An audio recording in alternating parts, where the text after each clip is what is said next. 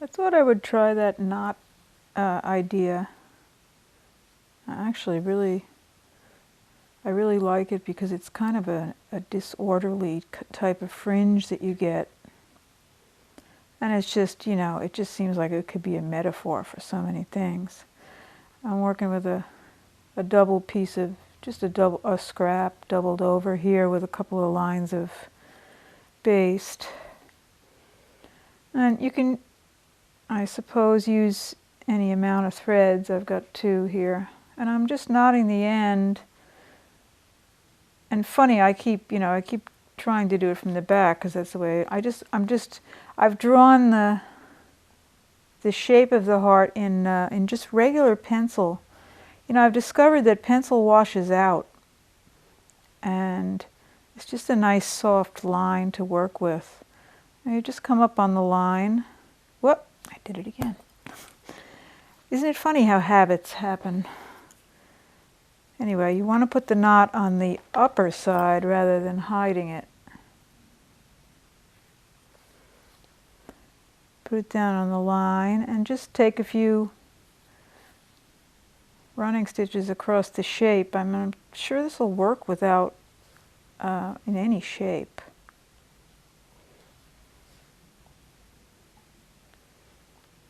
And then when I'm getting to the other side, I've decided to just go to the back and take a little back stitch and clip it off. I mean, I suppose I can also hide it between the layers, but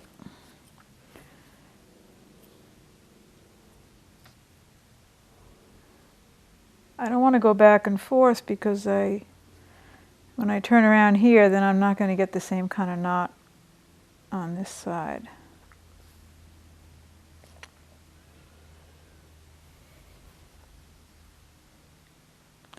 I'm making the knot just a regular sewing knot that you would use for sewing and usually hide on the back. And I'm thinking probably you can also make more intentional knots with maybe longer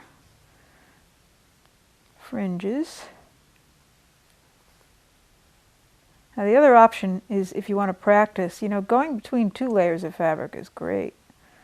You just take a little back stitch and slide between. I mean, here I can see if I'm in the right place, but you can feel, you come out somewhere and just clip that off and it'll stay. And your end gets kind of buried inside.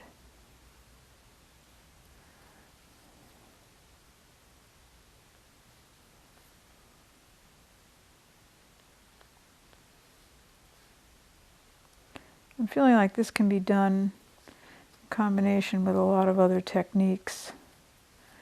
And it could be any shape, or it could even just be the way you might quilt a section of something and just leave a little funny knotted line somewhere along there. And it does give you kind of a nice, what did I do there?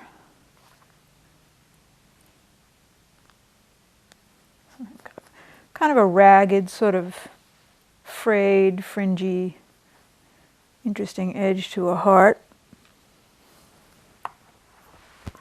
I did a couple more here. I experimented here with using a thicker, I think it's 3 strands, and then I switched to 2 strands, and then I went into 1 strand, which kind of gave it a shading. And I just tried changing where those fringes were. And this one is done with just a single strand of thread, which really gives you kind of a nice hairy edge. And I was real careful here about how I did this, so this one is actually reversible. I hid all the ends inside. And then a simpler one was just to go around the edge and just knot it from the bottom. I mean, all of these have some kind of applications, I think. So I might try a few more, maybe. You could probably use 3 strands and maybe braid the hairy ends and really make a more deliberate fringe. you might even be able to make a little square patch that looks like a little weaving. Anyway, those are just ideas. Let me play with that some more.